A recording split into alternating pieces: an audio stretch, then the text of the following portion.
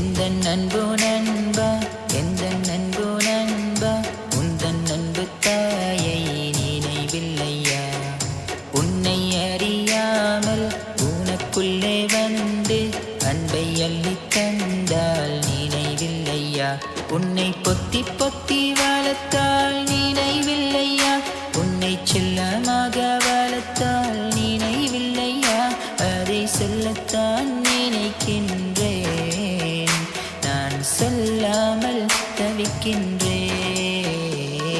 எந்தன் அன்பு நண்பா, எந்தன் அன்பு நண்பா, உந்தன் அன்பு தாயை நினைவில்லையா? உன்னை அறியாமல் உனக்குள்ளே வந்து அன்பை அள்ளித்